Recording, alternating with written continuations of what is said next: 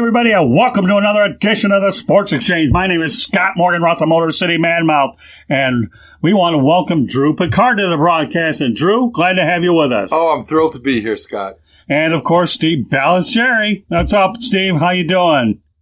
Oh, every day's a holiday, my friend, and you know that. And I always love talking to you, so I'm looking forward to it, and, let's get right into it. Well, absolutely. And forget the S. Let's just say absolutely, okay? It doesn't make any difference, all right? I know people up in Massachusetts tend to leave out a little of the accents about cars and all that business, Park the car. Right, park the car, right? So, absolutely, for all of ours. So, Steve, why don't you let everybody know out there, give them an overview about Steve Balestrieri. All right, I write for PatsFans.com. I cover the New England Patriots. I've been doing that for the past 9 years.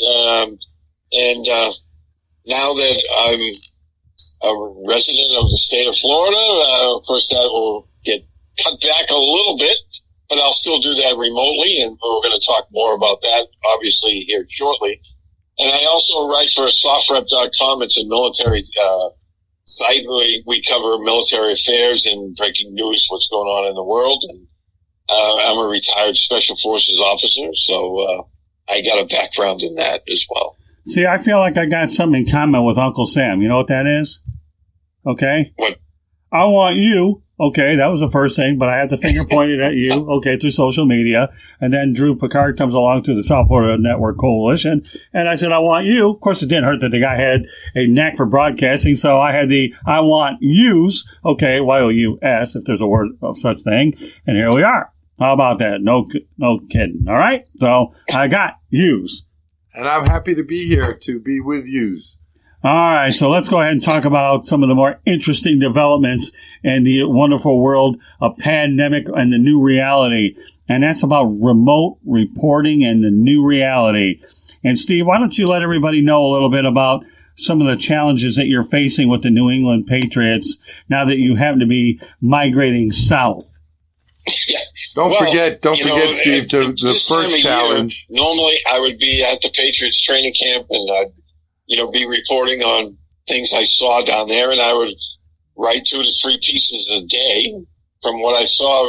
One would maybe be an overall view of what I saw at practice, and then, I might do a feature on a player, and then maybe what, is happening with some kind of coaching staff or, some development else down there as well. But this year, since the site I wrote, I've been writing for, I should say, is a smaller one, I was told that, hey, this year, because they're cutting back on the numbers of people that are down there due to COVID, I'm not going to be allowed down there. So instead of reporting from what I'm seeing, I have to rely on secondhand stuff with beat writers that I'm friends with, that I talk to almost on a daily basis, or, I have to rely on stuff that the team is putting out, video with the coaching staff, interviews with the players and stuff like that, where normally you'd be getting it firsthand. Well, if you had to pick a year to be remote, I think this would be a great year with Tom out of the game and down here in Tampa. And from what I understand, there's at least, 10, 12 guys that have opted out for the Patriots. There's a little struggle going on there. Is that correct? Yeah, eight players, and probably 6 of them were probably going to play a very big role in their team this year, if not be starters. I mean, Donta Hightower obviously was the starting middle linebacker and calls the defensive signals in. So he's a big loss. Patrick Chung, their in-the-box safety, is a versatile guy. He does a lot of different things. Their starting right tackle, Marcus Cannon, I mean, that's a big loss. And then Dan Vitale, the fullback that they brought in from the Green Bay Packers, he was going to replace James Devlin, who they really missed last year after he got a neck injury. So, and Brandon Bolden, he's a sub running back, but, he plays an active role on all of their special teams units. So Well, somehow I got to believe that Bill Belichick will pull it together. He always does, and he'll always put out a team that's respectful. Oh yeah, and and he's been talking with his press conferences about that and the challenges they had, and especially with this COVID, with interaction with the players has been very limited this year, and that's for all the teams, not just New England, obviously. But I think that Belichick has a firm grasp on things, and I have the feeling he's going to pull it together. I mean, the first month of the season, I think across the board, might be a little ugly this year with the very limited amount of practices these players are having. No exhibition games? There's been no OTAs, no mini camps, no rookie mini camps. Training camp started off as, a kind of a glorified OTA. Now they're 2 weeks away from the season. They just had their first padded practice. So we joke around a little bit. Who followed who? Did Tom Brady follow you down to Florida? No, I came after Tom. He left in March. I came at the end of May, so... Yeah, and Gronk, he's back in Tom Florida too, right? On He's such a close relationship basis that we would talk to each other about moving at the same time. But that's not the case. Oh my goodness! Yeah, Rob Gronkowski. That's right. He's another Massachusetts guy that came down here. Good point, Drew. So, all right. So we talk about obviously how you're trying to get your information. So tell everybody out there, you say you're not invited this summer and that you're compiling your information, from watching the team's website, interviews off the website, and you're interacting with beat writers. Why don't you go into more detail with that? Yeah, I mean, I'm friends with some of the beat writers, and, we talk all the time, and, of course, I'm reading what they're putting out, and I'm watching their tweets on Twitter, but it's not the same as being there and seeing it with your own two eyes. And it's difficult this summer. I mean, and I'm not alone. There's a lot of guys. I mean, because they have a very limited amount of people that they're allowing for the media into the practices this year. And I'm assuming it's not going to change when the regular season starts. It's going to be hard for a lot of these guys. I know that, for the main, media sites, they're only allowing one person per media site, and a lot of the ones that cover the Patriots have 3 or 4 guys that are on the beat.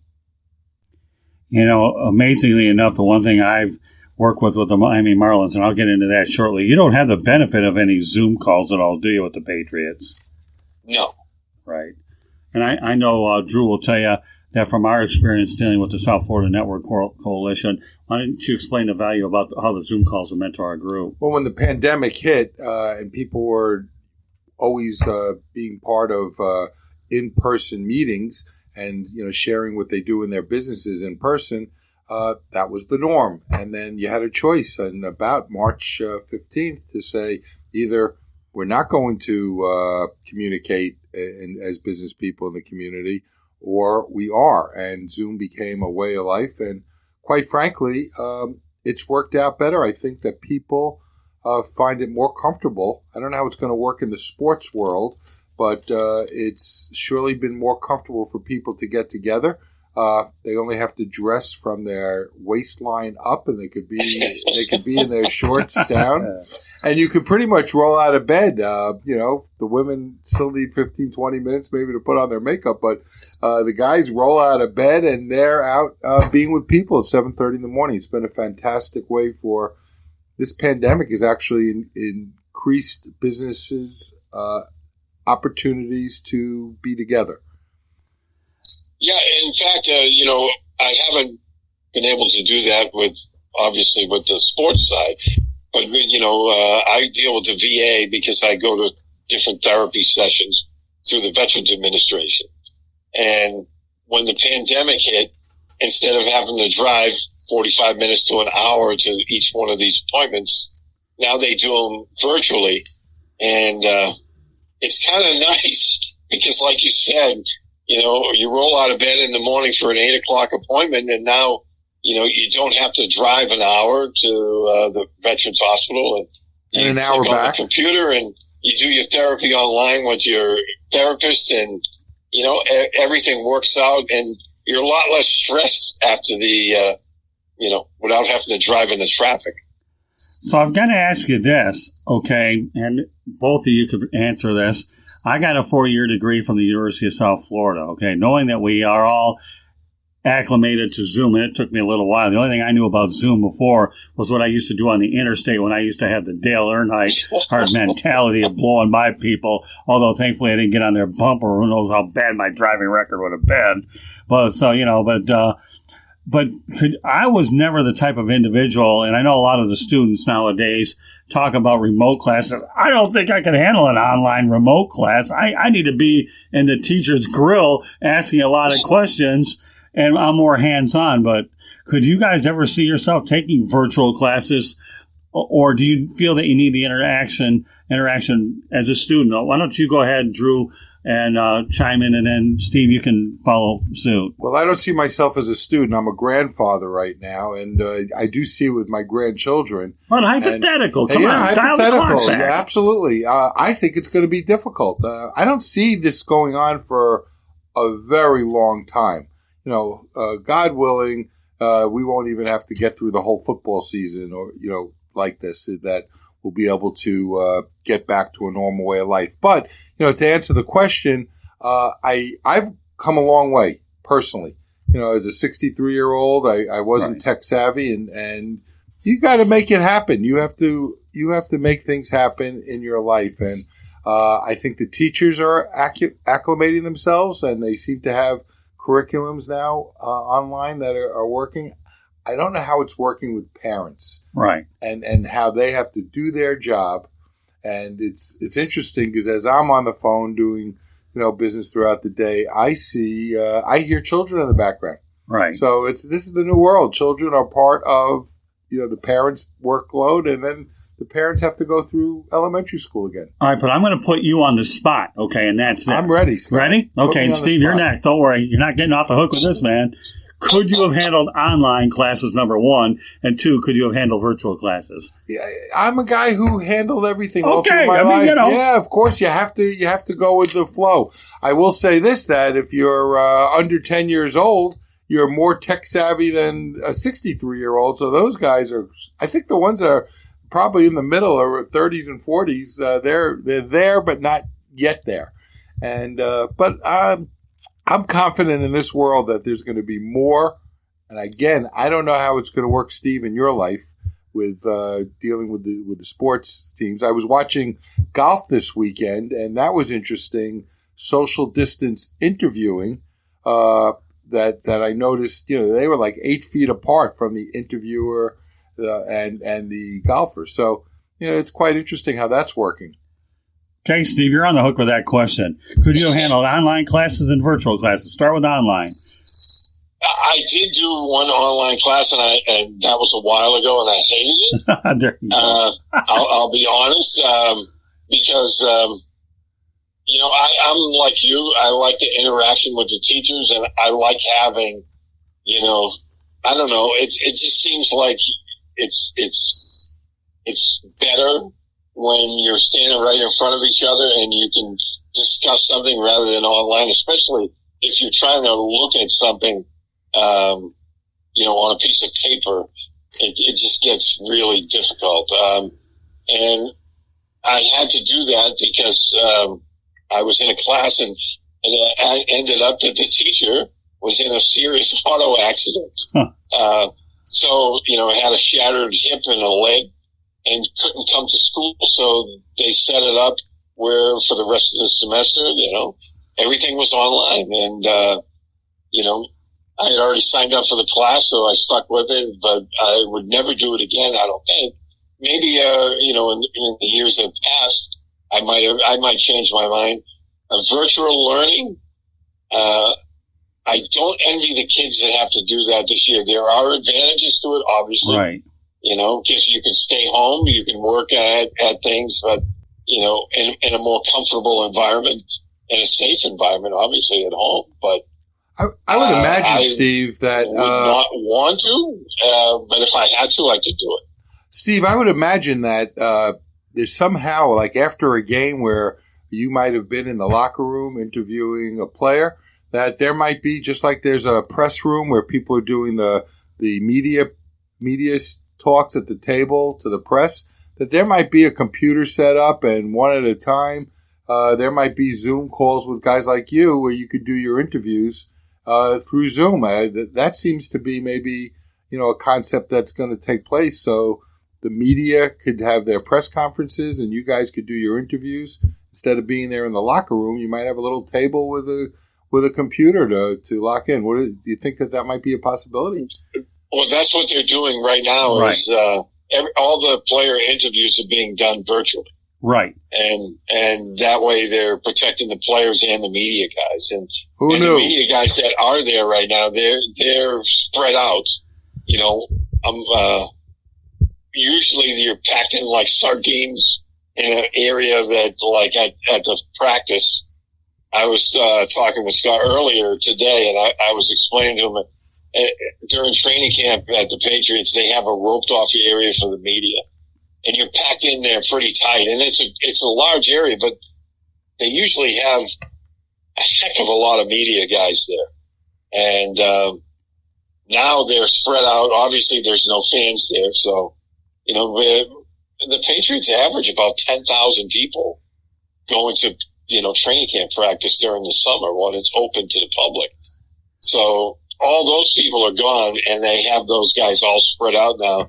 It's difficult. I mean, these guys usually after practice, like especially now in training camp when the rosters are full, as soon as practice is over, the media guys go down on the field, and there'd be huge scrums around. Like when Tom Brady was there, you might have 50 or 60 people surrounding him.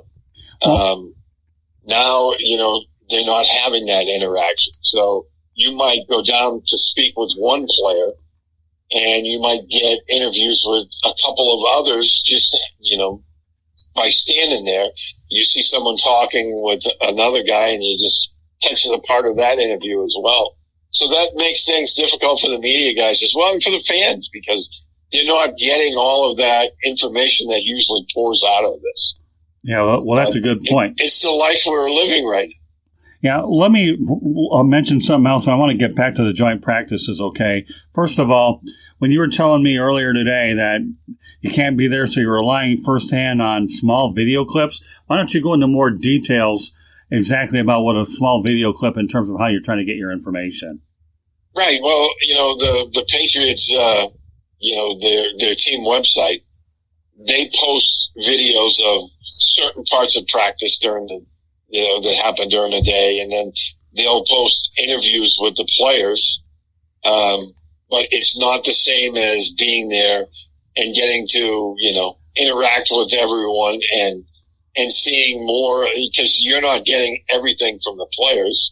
You're just getting parts of, whatever they're producing for you. When you're down there, you get to ask, obviously, you can, talk to the players and ask personal questions and, get all that in there. And now it's a one-on-one type of thing. And, some of the players, they're doing a virtual, interview where each media guy can ask one question. Yeah, I noticed that too. Or one guy might get a one-on-one, but it's not the same. It's difficult, but I mean, I understand why it's being done. Right. They're doing only what the league has mandated. I mean, it's not like they're out to get the media guys. It's just the way it is, and it's a sad situation we're all in, and they're doing it to keep everyone safe. I mean, we understand that. It just makes your job, especially writing for a small site, that I work for, it makes it really difficult. So let's talk about overall in general. I know we alluded to this earlier, so we'll get into it a little bit more in detail right now, okay?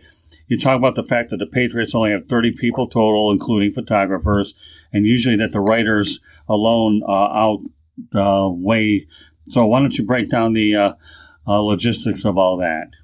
Yeah, the team was allowed 30 media, credentialed media members to practice, and that includes photographers and videographers. There's usually, I would bet there's usually more of the photographers than that number. And like the beat writers and the national media guys who come to, down for practice, I would say that would normally be double that. Easy. I mean, if you see some of the pictures from years past when Tom Brady was, quarterback of the Patriots after practice, you see 50 or 60 guys around him. So, I mean, that has really limited, the amount of media guys that are able to attend. And, and that's the reality of it. And unfortunately, those, video guys and photographers, I mean, that's how a lot of those guys make their living. I mean, a lot of them are freelancers who work for a newspaper or, some kind of website that get media access. And if they're not out there taking pictures, they're not making any money. Well, the amazing part of the whole thing is being a writer like we both are, it almost seems like long gone are the days of one-on-one interviews and actually writing an actual feature story, knowing that we're lumped into a group where you're lucky to get one question and raise your hand on these Zoom calls, and if you're lucky to get your question in, hey, listen, you can compile 10 questions in 10 days, you might have yourself a story. Is that the crazy standard that we have to deal with?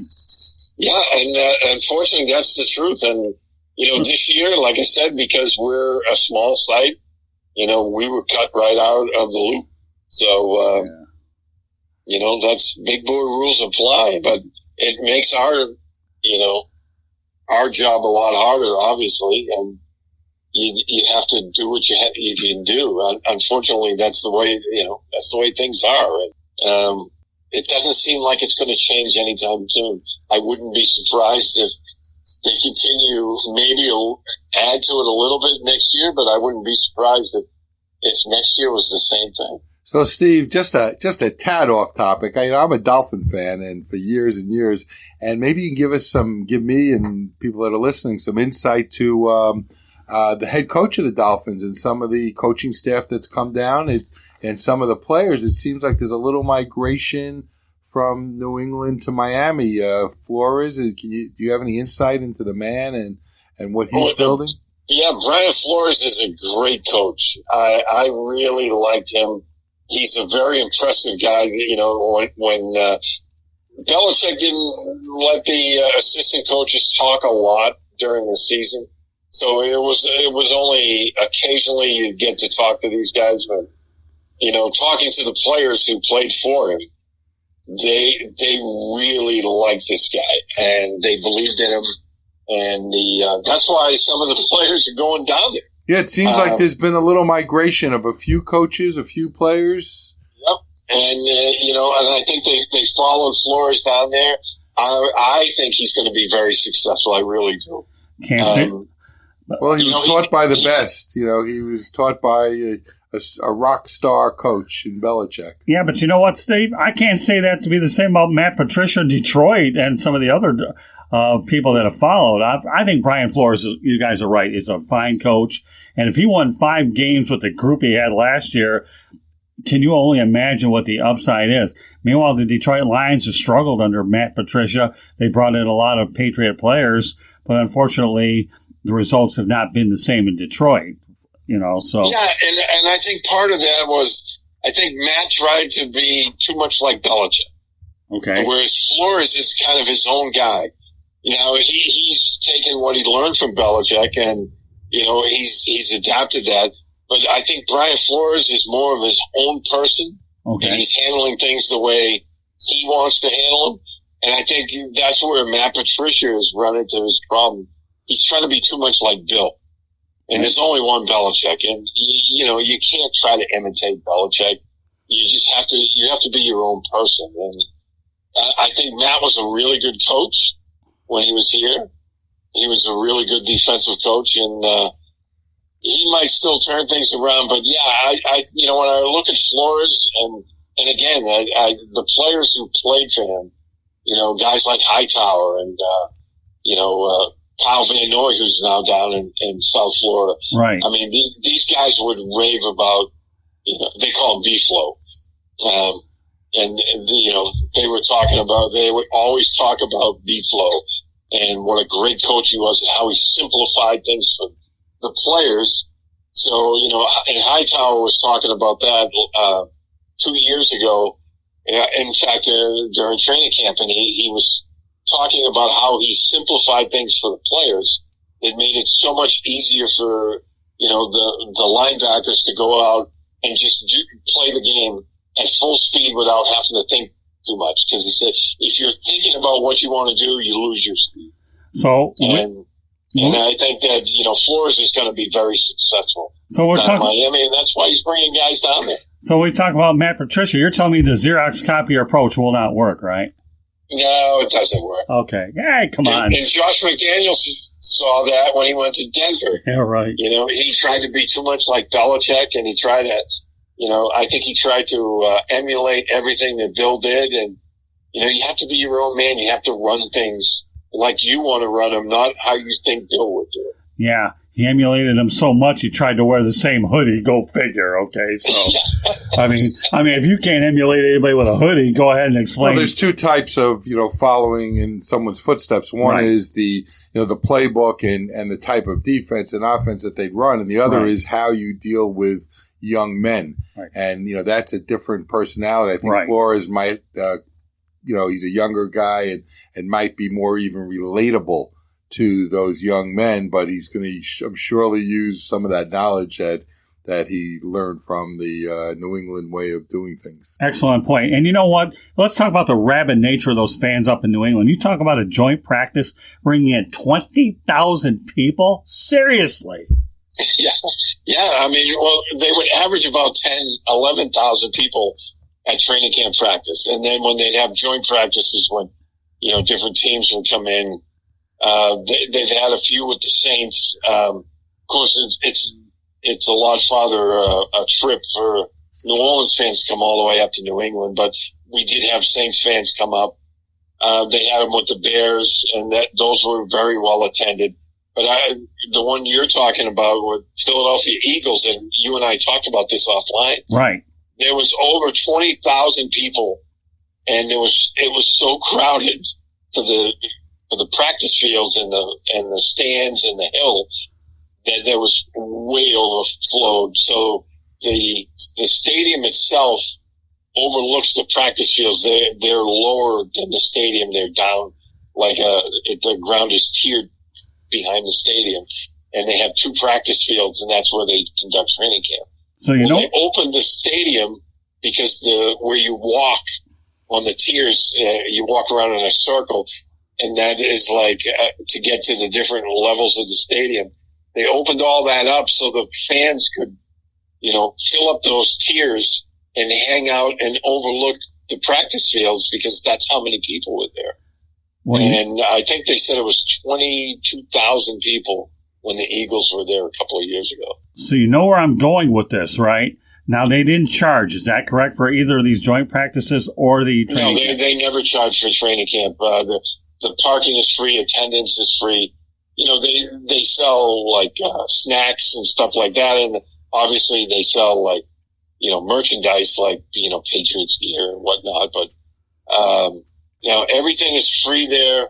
It's definitely fan friendly, and they have a lot of interactive stuff for the kids. They have a mini training camp, playground for the kids, right beside the practice field. So, when the families go with young kids, they can go bounce around and, they have all stuff for them. It's very fan friendly, and it's all free. Well, that whole city is just fantastic. With so many great traditional sports fans and cannolis at Mike's Pastries. You can't beat, that in the North End.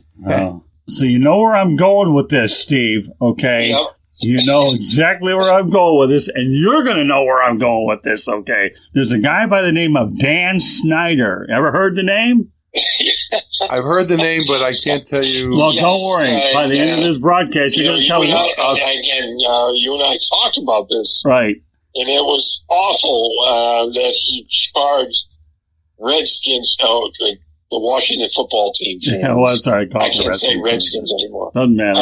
He charged the Washington fans a fee, what was it, $10 to go to training camp to watch. Yeah, at Frostburg State University. Get this, in 2000, okay, you ready for this? Okay, Dan Snyder of the Washington Football Club, Washington Redskins, it's okay, I'm going to tag them both anyways, okay, charged $10 to attend a practice over at Frostburg State University back in the year 2000 when he bought the club. My goodness, $10. And here's the craziest part about it was when he bought the franchise, he could get it, and the Redskins would pay for it. Unbelievable. All right, Drew Pickard, what are your thoughts about Dan Snyder charging $10 for a practice? Well, he's an incredible entrepreneur. He might not be a great man for the fans, and if people paid it, he knew what he was doing in terms of that. In terms of me as a fan, I believe you have to be fan-centric. You have to be giving and loving to your fans and appreciate them. And no better time. When I was a little boy, I used to go out to Fairfield, Connecticut to see the New York Giants. Y.A. Tittle was out there and Frank Gifford was out there. And, we didn't pay. At least I didn't believe my dad paid. And, they were great to the fans. So I'm anti-charging for fans for that type of performance when they're in their preseason. Well, you and everybody on the planet. Okay, so Steve, give me your reaction when I, first of all, told you about it, which you didn't know anything about, which is an education, no big deal. Okay, after all, you're born and raised with Robert Kraft. Okay, so we're comparing a Kraft versus a Snyder, which is like comparing a black and white TV versus a color TV. Go figure. Yeah, I was shocked. I mean, the Patriots fans have been spoiled by Robert Kraft, but we had our share of terrible ownership with the Patriots for years. I mean, when I grew up, they didn't even have a permanent home. My first game that I saw the Patriots play when I was a young lad was in Fenway Park, where the Red Sox play. Right. And then I saw them play at Harvard Stadium. I saw them play at Boston College. They also played at Boston University. I mean, they were nomads for quite a few years, and they had terrible ownership, and we suffered through that. Now we're kind of spoiled by Robert Kraft. But getting back to your thing about Dan Snyder, I mean, I can't believe that they charged people to go to training camp. I mean, that was horrible. Like, when I was growing up, the Patriots used to do training camp in Rhode Island at Bryant College, a little small school up in just down the road from Foxborough in Rhode Island. And back then, hardly anybody went. You'd go there. I mean, you might have 300 or 400 people there. Right. Well, and now it's just like it's an event. Well, you go there today. It's not this year, but in a normal training camp, it's insane there. Well, let me tell you, when I was covering the Miami Dolphins in 1982, 83, 84, they went to Biscayne College. It turned into St. Thomas, I think, University. And I remember they're all living out of dorm rooms. They had 2 and 3 day practices.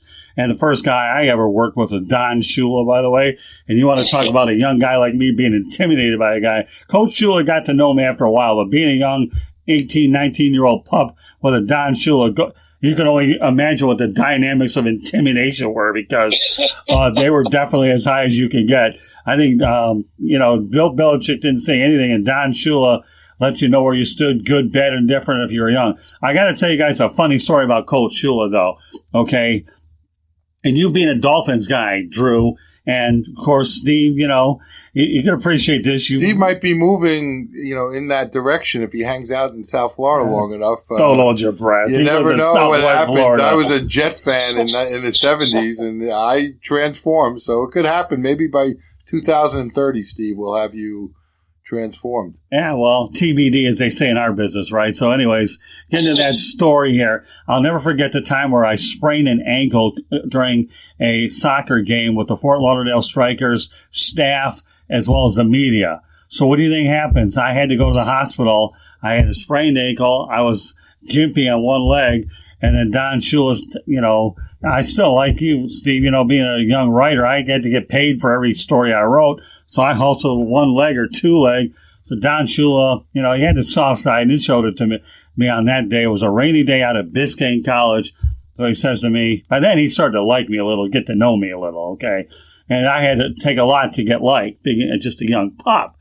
So he said to me, should I go ahead and cut you, or should I put you on injured reserve? I said, well, I'd rather you put me on injured reserve. At least I'm still part of the team anyways. So Shula gave me that big grin, and he said, no problem. He just laughed at me because I was a young, brash kid. Not much has really changed, being an older kid now.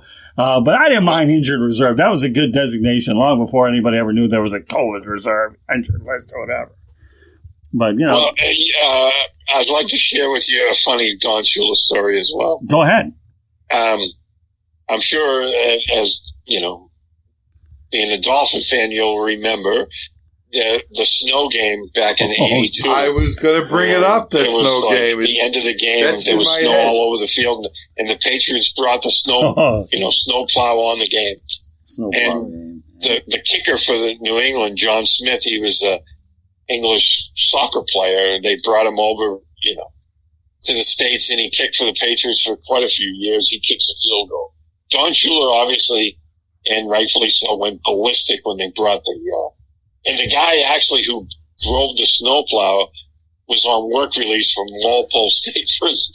So, that just kind of added to the story. Well, a couple of years ago, my wife and I met John Smith, and we were talking with him, and he was telling us a story about, Shula's yelling at him when he's making this kick. And then he said, years after I'm retired, I was doing the Super Bowl for the BBC in the United Kingdom, and they'd have Don Shula on. So we would do the show together, and they had me because I was English, and they would have Don Shula. And every year before the Super Bowl would start, they would show that clip of the Patriots clearing the field with a snowplow and John Smith kicking it, and they would show Don Shula, yelling and screaming from the sideline. So he said the last year that they did the Super Bowl together, Shula's like, okay, play that damn clip so we can get it over with. And he said that kind of cracked the ice for them, and they, would laugh about it. And he said, so he decided he blew up a picture of him making that kick in the snow to little, I don't know. I think he said it was 3 foot by 4 foot. And he mailed it to Shula. And Shula said, this is the only picture of the Patriots I'll allow in my steakhouse. So, wow. Well, you remember the coach of the Patriots back then, right? Ron Earhart. I thought it was Ron Meyer. Oh, maybe, yeah, you're right. It was Ron Meyer. Yeah, in fact, it's funny. During Super Bowl 33, the first Super Bowl I've covered 4 of them, and gone to 4 games. I was spending time with Ron Meyer, and I asked him about that same snowplow game. He said to me, Scott, there was no rule against it, so I decided to do it anyways. Well, and then they interviewed the guy on TV. His name was Mark Henderson. Yeah, and in fact, that snowplow is now hanging from the ceiling at the Patriots Team Hall of Fame. Well, I don't know why that surprises me. Seriously. But they interviewed that guy. His name was Mark Henderson. Right. He was on work release from Walpole State Prison. Wow. And it was one of those great moments. The guy asked him, they were like, did anyone tell you to go do that? And he was like, no. I just decided to go do it. He goes, what were they going to do? Throw me in jail? That's funny. It was one of those great moments in Dolphin history that we'll never forget. Yeah, I'm sure. I can only imagine. I don't know how you really mean that. Well, I mean it as a fan. It was, don't forget, back in those years, the Dolphins had the New England number pretty much down pat, and it's reversed in the last, obviously 10, 15 years. But in those years, we deserved a little bit of pain here and there. New England really took a lot of beatings from us. Yeah, but you know what? If you're going to get into listen, Drew, if you're going to get into the dynamic of this, and I know Steve dealt with it firsthand. He's talking about that What about when the Dolphins ran the Wildcat offense and threw the Patriots off of that Wildcat offense, and all of a sudden you talk about a curveball? No, this isn't the baseball show. And then all of a sudden they were weren't they beaten pretty handily when they saw it for the first time, the Wildcat? Couldn't stop it.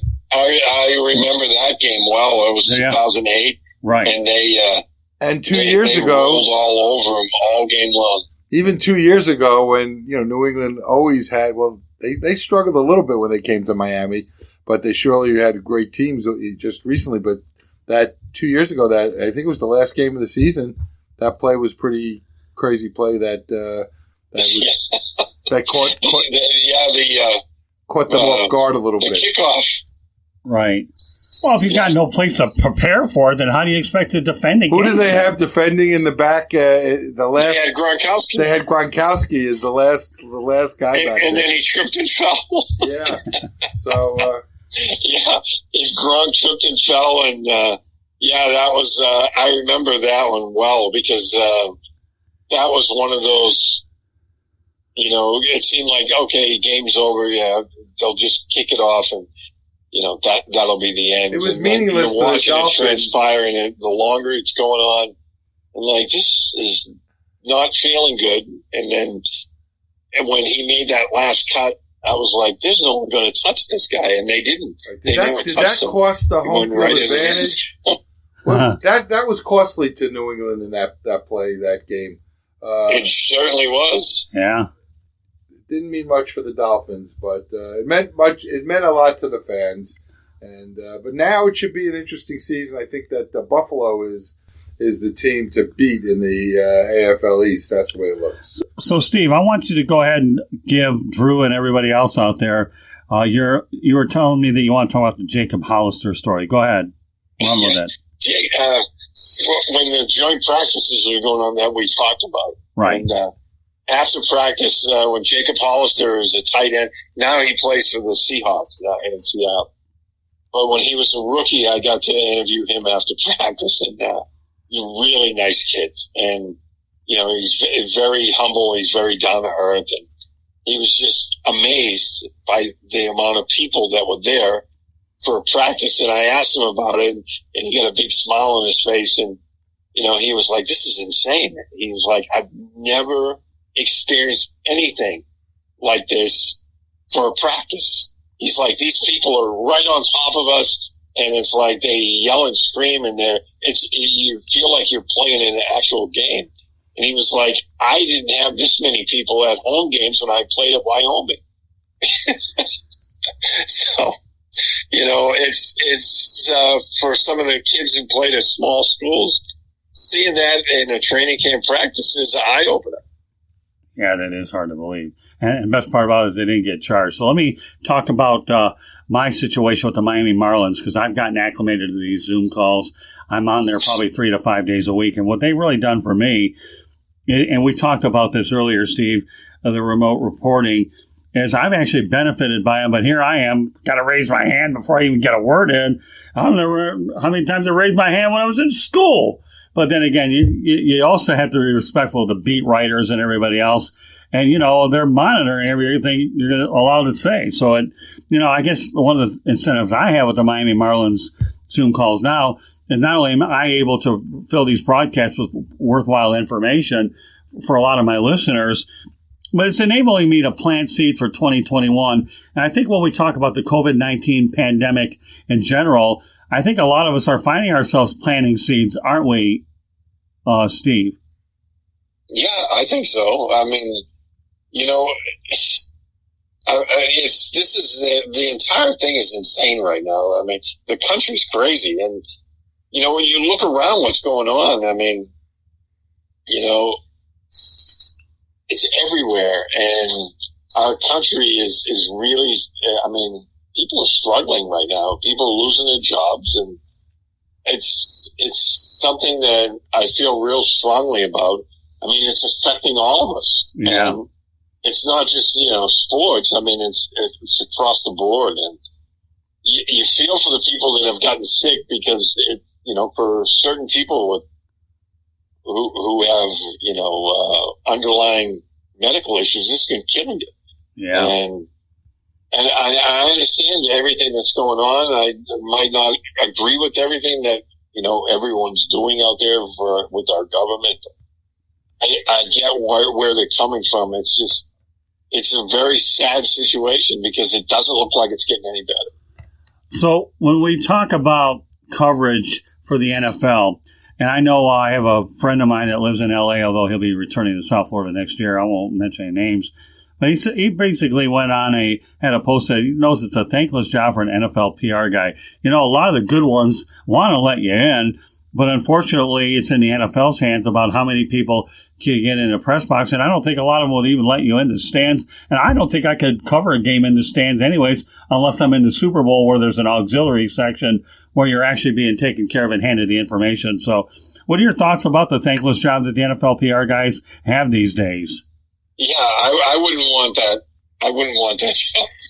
I really wouldn't. I mean, the NFL PR guys, I mean, they have an impossible job, right? They have to deal with all of the, the media guys, and they have a job to do. But at the same time, they're the point guys who are giving all the bad news. I mean, I wouldn't want that job.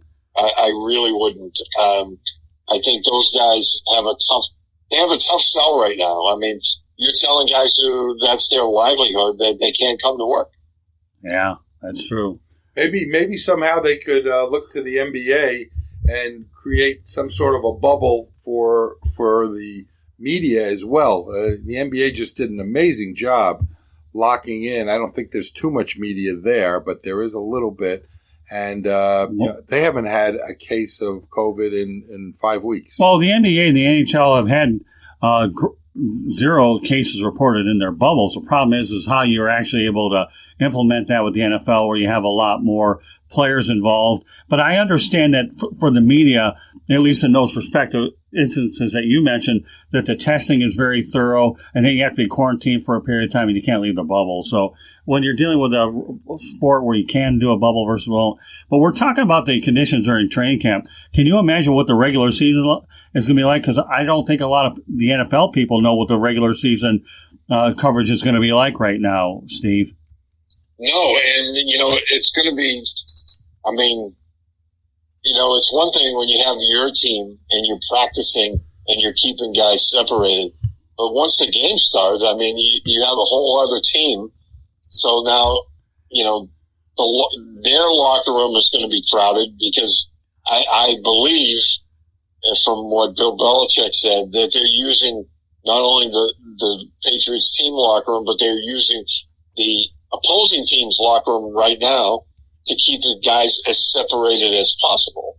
Right. So now you're going to have players, and it's not like an NHL team or, NBA. You have 53 guys in there, plus all your coaches. Right. I mean, that gets really crowded. I've been in the Patriots locker room, and it gets really packed in there. That's just with the players involved. And then obviously the media won't be allowed in there, but it's going to be difficult for them. I'm not sure what the plan is moving forward with this. If they're maybe going to expand some locker rooms for the teams and for their facilities, since teams aren't going to be allowed there, at least early in the process. So we heard today that at least in Massachusetts, the governor put out that fans won't be allowed at Gillette Stadium for the entire month of September. So I know the Red Sox are going to be dealing with the same thing. Well, I heard in Green Bay, actually, they're not talking about doing any fans until November, and everybody talks about the Packers' consecutive sellout streak. I don't know whether they would actually... And in Dallas, Jerry Jones, he's just on the opposite. He has a plan for 15,000 to 20,000 people a game. Yeah, well, you're talking about 20% capacity is what they're talking about, the standard norm. I think in Green Bay, though, Drew and Steve, they're probably not going to do. Every state is different depending on how they operate. Lambeau Field is a much smaller venue, I would imagine. Which right? one? Well, Lambeau's 70,000 plus, isn't it? I'm pretty sure. around 70,000, where Jerry's place is, you can expand it up to 80 to 100,000 depending on what you're able to do. Every location is very... It's going to be a challenge, right? regardless. Well, yeah. But the whole idea, when you look at everything in general in terms of how they're going to do it, you have your 6 feet social distancing. I know a lot of clubs do it separately. Like, for example, if you're not involved, a lot of your tickets are going to carry over into 21 and all that. So let's talk about coverage in the future. I know that are we seeing a new reality where media access is going to be a lot less than it ever in the future than it ever has been before? I realize we're waiting for the vaccine and all that, but there has to be a fair amount of media access for everybody to do their job. Or are we going to see new trends in media coverage, Steve? Well, I think, a lot of this virtual interview stuff is going to carry over. Do you? I think the teams like that because it keeps the players more under their control, and it limits the amount of interaction that they have to do. I think you're going to see more and more of that they're going to say, well, such and such a player isn't available, but he'll be available for a virtual interview. I think you're going to see a lot more of that. I'm personally confident. I think things will get back to semi-normal around, but I think that things are going to change. And I think the way we were conducting business, the way we had been, I don't think we're going to go back to that totally. And I feel that, looking historically, if you look at the Spanish flu, back in 1918, it was a 2-year period and it ended up going away. There was big waves. I think we could have another wave coming in the winter when the flus come. But, God willing, I really believe that 2021 will be a up and down year, but I'm confident that this too shall pass, and we'll get back to a world where it's not going to go away, but I think we'll be back to our opportunities to have a normal way of life. But some of us are going to take advantage of what we learned, and NFL could be doing that just to make it easier for their practice sessions and what they want to have as fan contact. But I think that it's going to be because it's good business, not because it's going to be mandated because of a continuing illness. Right, but I think the big underlying question in this whole thing is if you're a sports writer, you just retired, you're probably glad you retired at the right time, so you have to deal with all this insanity, right? Steve? Yes. Yeah. Get out at the right time. Hey, it never used to be what it used to be, so now I just got out just in the nick of time. I got to tell you a story about that in a minute, but go ahead, Steve. Yeah, I mean, when you look at how everything is, I mean, it's, I think, like you said, this was a good time to move down to Florida. Right. I think it was a good time to get locked out from the Patriots. Right. So, and, it's difficult right now, and it's a little frustrating, but at the same time, I'm not sure I'd want to be in the middle of all that. So part of me is, lamenting the fact that I'm not there, but part of me is kind of happy at the same time. Yeah, part of me is afraid that I may end up spending more time in sports bars this year watching the NFL when I really love getting my hand dirty in the press box and piling in the calories once a week and having to work it off during the week and then going back to the insanity every week. And I don't know whether part of me is going to take 2020 off or what I'm allowed to do. I got to tell you a funny story when I was in college, and this is really a trip. I never liked foreign languages at all. I never liked them in high school. When I was in high school, so for all you Spanish students out there, plug your ears, okay, if you think Spanish is an English language to learn. But I only lasted 3 days, went back to woodshop, tried the trick again when it came to, I don't know if it was French or German, but one of those ended up in metal shop, okay. So it's safe to say, I think it was German, by the way. And then the third time, I'm at the University of South Florida, they implemented a foreign language requirement that if I didn't get my degree by September of 1986, I feel like I'd have something in common with the Sweat Hogs. welcome back Connor. I'm going to be there until I can't get the hell out of there. So, you know what I did? I stockpiled my classes and graduated in August of 1986. And to say that I was playing the word dodgeball foreign language style would be understating the obvious. Well, the job I had in the military as a Green Beret, we had to speak in foreign languages. So the military sent me to language school twice, actually. And, originally they had me earmarked for Germany. So I went to German language. And when I graduated that, they were like, nope, we're sending you back to the language school to learn Spanish because you're going South America. So, well, you're in the veterans. It's different. You had to do it. I was trying to get the heck out of USF. I love the University of South Florida. I love the women there, and I love this school. And I joked around with a person on the air one time that was the right school for me. Some of my friends call me a raging bull or a bull, and it just so happens that university is called the Bull, so I ended up in the right place by hook or by crook and all that business. So when we put a bow on this broadcast, okay, let's talk about remote reporting versus new reality. What do you want to go ahead and, Drew Pickard, take out of what we've talked about in general? Because now we're bringing you on the inside of the media in our turf versus what you're doing in the business world. Well, I just think that, we could all benefit from what we've learned in this new pandemic world and, find the benefits of virtual communication.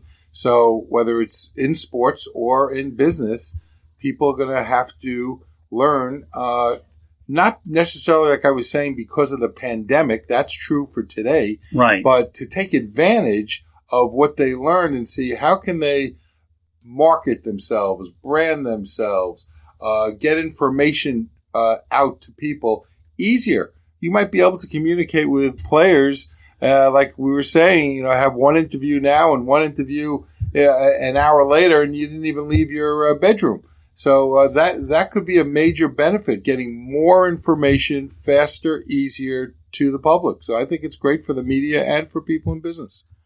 Well, let's not kid ourselves, Steve.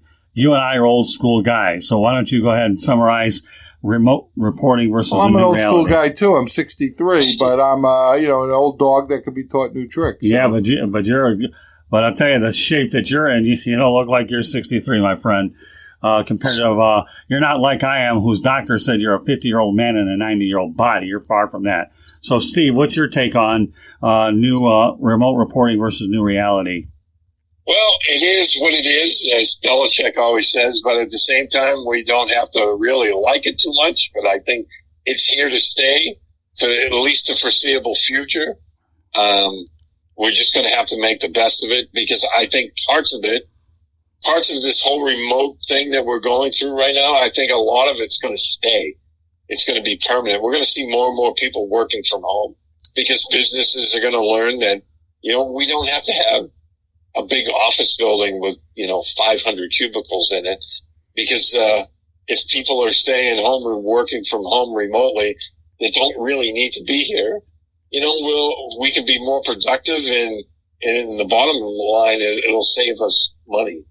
So I think we're going to see a lot of that. I really do. And a better quality of life. There's a much better media, quality. I think, we're going to have to go back somewhat to the way it was. Right. I don't know if we'll ever go back all the way, but there's no way we can effectively do the job that we're used to doing completely remotely. It can't happen. Right. I mean, we need our tape recorders. We need the ability to interact with the players. That thing called a feature story should not be considered a dinosaur anymore. I mean, we do need the ability to make sure that we're able to carry out our responsibilities to their fullest. But yeah, I mean, I understand there's definitely unanimous here that a lot of these new things are definitely here to stay for sure. I had mentioned the golf tournament where the interviewer was about 6 or 8 feet away. As a viewer, I felt a little removed myself. I'm looking at them, and I was feeling like they needed to be closer to each other for a real good, solid interview. So I felt that even watching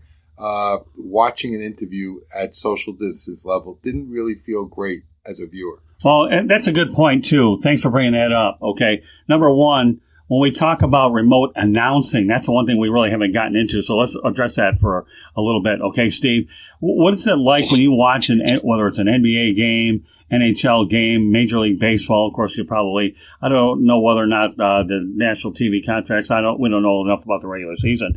But when you see a NASCAR race or anything, remote announcers, what's your first impression, Steve, about remote announcers where a lot of guys can't travel? Like, for example, Major League Baseball, the home announcers stay in the ballpark, but they don't go on the road. I mean, that's an element we haven't even touched on yet, and I'm glad we have a moment to address that. Steve, it takes away from the game, I really think. Right. Because we're used to seeing a lot of or listening to the announcers that were, especially some of these national guys that are so good at what they do. Right. I mean, I'm watching the hockey playoffs, and without Doc Emmerich doing the hockey games, it doesn't seem right, especially once the playoffs start. I just, I think they're doing the best that they can with this stuff. I just don't like the way the product's being produced, and I can't stand the fake pumped-in crowd noise. No, I can't stand that either. I can't stand that. I wish they would just do away with it. I mean, I'm watching the hockey playoffs, and I can see that there's nobody in the stands. So why do you feel like you have to, pipe in 20,000 people cheering when somebody scores a goal? I mean, I just hate that. Who are they kidding? I'd much rather listen to the players yell and scream. And, in fact, I was talking with a friend of mine this morning or this afternoon, and he was at the Patriots practice, and he said, a training camp without any of the 10,000 fans there, you can hear a lot more of what's going on, and you can hear the coaches, you can hear the players, and you can hear all the cuss words that are going on down. Yeah. I'd much rather listen to that. Yeah, and some of those NFL films where you get to watch and listen to what's really being said is very intriguing, I believe, to the consumer. And I think that would be a great way to, bring this new way of watching in, is to be like in NFL films where you're really listening live to the real sound, and the silence and hearing the puck and hearing the players could be very interesting during this time period. Hopefully this is not going to be a very long experiment anyway. Well, I mean, when you think about it from an announcer standpoint, I'm used to hearing an announcer say, well, I spoke to this guy before the game. Well, not quite the case anymore. I mean, and then when you talk about cuss words, let me tell you, when you're talking about Major League Baseball, for example, you're seeing guys get kicked out of games in the stands. So all those cuss words that you hear that the umpires filtered out with the noise are there, and things are starting to get a little bit tense that ordinarily would be filtered out. So if we want to find a new way to create an ejection, no noise is probably not something that you want to have. But yet, unfortunately, everything is so unprecedented anyway. So we have to realize that, 2020 doesn't stand for vision, that's for sure, because this has almost been like a blur. So, yeah, I had to bring up the remote announcers. It's not like many years ago. I don't know if you remember this one, Steve, but remember when NBC once had an announcerless football game at the Orange Bowl with the Miami Dolphins and the New York Jets on a Saturday, and you got to hear the sounds there? Well, it was a one and done for sure. And then you had Brian Gumbel, I think, over at the stadium to try to. Well, that was an experiment that didn't quite work, but I give NBC credit for a lot of the innovation that they had. But again, you're talking about something that was definitely experimented. So, but any closing thoughts about, Steve, in terms of remote reporting and new reality? No, I mean, I think we covered everything. It's just, it's going to be difficult for the people that are involved in this. I think it's really going to hurt the overall journalism. It's already an occupation that's suffering right now. I mean, we're watching newspapers go, the way of the dodo, and everything is now immediate and online, and it's going to make it suffer even more so, I think. A lot of people are going to lose their livelihoods over this, and it's a sad situation. Hopefully we'll find a cure for this stuff, but I'm not sure anything's going to change anytime soon. Drew, what are your thoughts? Well, like I said earlier, I'm optimistic. I'm feeling like, historically these pandemics, not that the last big one was 100 years ago, it eventually does go away. And, it goes away to the point where there might be 20, 30,000 still a year. And unfortunately, that could, a lot of mothers, fathers, brothers, sisters could lose their lives. But I believe that it'll because we're already seeing, even though it's still spreading, although now that the colleges are back, University of North Carolina just had to change everything up in Chapel Hill. They invited everyone in, and now everyone's going out, where they, it's all online now. It's a little bit to be seen, but I think we're all going to be pleasantly surprised come the fall. Even in Florida, where we're down about 70% off its high of just 6 weeks ago. Just a little bit of help from everyone to wear their masks and do it, stay social distancing. Tonight's the first night I ventured out of my house in 5 months, except for a trip to the supermarket. So, people, if they could live this way and be vigilant in what they're doing and respecting what's going on, I think we'll all be back to a normal way of life. And I look forward to being in the stadium watching the Dolphins beat up on the Patriots in just a short time, Steve. Well, my Detroit Lions will beat up on anybody, so that's beside the point. But I also have to realize that I'm in the Miami area and I'm all over the place. It doesn't make any difference. So just so you know, folks, you're listening to the Sports Exchange here. And my name is Scott Morganroth, the Motor City Mad Mouth, along with Steve Balestrieri and Drew Pickard, my co-host. And, we've had an opportunity to really share a bit of the COVID experience in a different light for sure. Just so you know, if you want to find this broadcast, you can do it on Apple Podcasts, Spreaker, Spotify, iHeartRadio, and Google Podcasts, or wherever you get your podcasts. If I spoke too fast and I was zooming through that, I'll go over it again. Okay? You could find this broadcast on Apple Podcasts, Spreaker, Spotify, iHeartRadio, Google Podcasts, wherever you get your podcasts. Steve, why don't you let everybody know how they can get a hold of you? Yeah, you can find me. I write for PatsFans.com. I also write for SockRep.com, dealing with military history and military affairs and current events that's going on. I also host a podcast on Patriots 4th and 2, which is part of the PatsFans.com website. And you can find me on Twitter at SteveB7SFG. And Drew, do you want to let everybody know how they get a hold of you? Yeah, you get a hold of me right here. Once a week I'm going to share the show with you, and I'm happy to be here. Hey, we're thrilled to have you with us. In terms of getting a hold of me, I'll give you lots of ways to get a hold of me. Okay, first of all, on Twitter, you have that much time? Yeah, it's not that bad. But you can find me on Twitter at Tribune South. That's the @ Tribune South. Facebook, South Florida Tribune gets it done. Instagram, South Florida gets it done. South Florida Tribune. Okay, that's a hat trick. If you're looking for the Grand Slam, you can find the YouTube channel, South Florida Tribune. Have a little sports here with the grocery list, okay? And the website, www.southfloridatribune.com. You'll find a lot of our media distribution partners or columnists, as well as our broadcasts on that very site. You want to email me, southfloridatribune@gmail.com. And if you want to connect with me on LinkedIn, Scott Morganroth is there. And you can connect with me. I'd be more than happy to go ahead and connect with you. So, obviously, it's been a great broadcast.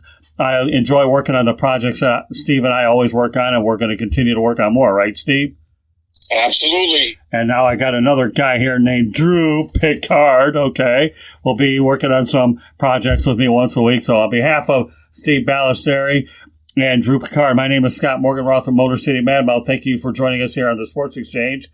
And like Drew and Steve said, please take COVID-19 seriously. This is something that you've got. Wear your mask, social distance, and more importantly, let's praise our frontline heroes. Okay, without them, they risk their lives every single day to make sure that we're all taken care of. So, any closing thoughts, guys? It's been a lot of fun tonight, and quite eye-opening of the challenges of what it takes to do what you guys, be journalists in the sports world, in a COVID world. And I enjoyed being with you guys, and enjoyed being with you too, Steve. Likewise, and it was a lot of fun. And as always, I appreciate you inviting me on. It's something I look forward to. So let's do it again real soon. Oh, we will. Don't worry. I know where to find you right up the road about 2 hours away up I-75 North. You don't have to worry about that. I'm going to find you in Southwest Florida. We're due to go out to bite. All you have to do is find us a restaurant that we can go. But yeah, no, once again, this is something we really enjoy doing. So once again, two great co-hosts tonight. And I'll tell you what, this is something that's important to us. And being media guys, we have to accept the fact that it is what it is. The new reality doesn't mean we got to like it, but we'll live with it. So on behalf of, once again, Steve Balestrieri and Drew Pickard, my name is Scott Morgan-Ross, signing off. Good night here from the Sports Exchange.